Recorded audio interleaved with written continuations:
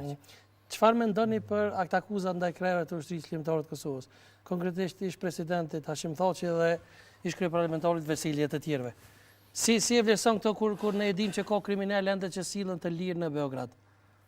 Po mjerisht, unë e kam përmendur se në Beograd akoma nuk funksionon, edhe pse kanë themelu një gjykatë speciale për të gjykuar krimet e luftës, qofshin ato në Kosovë, në Bosnjë apo se kriminalit e luftës në Beograd dalin në për emisione dhe kanë hapësirë mediale të habitshme dhe është shumë problematike kjo çështje.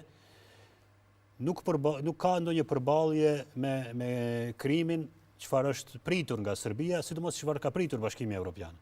Ndërkohë, Kosova me themelimin e gjykatës speciale, me aprovimin e ligjit, ka dëshmuar se është e gatshme të ballafaqohet me të kaluarën e vet.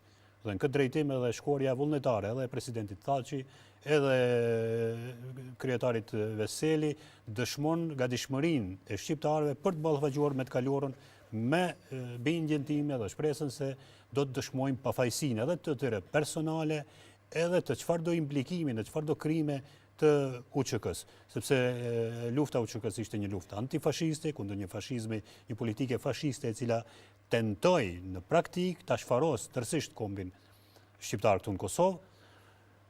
Do të dalë dhe do të ketë një kthim, shpresoj, shumë më të fuqishëm në raport me Serbinë, duke pas parasysh faktin se atje për ditë e më tepër po zbulohen edhe varreza tjera masive, cilat dëshmojnë një krim të organizuar shtetëror, një politikë shtetërore gjenocidale, e cila është zbatuar ndaj popujve tjerë në Ballkane, sidomos këtu në Kosovë. Si janë reagimet e presidentit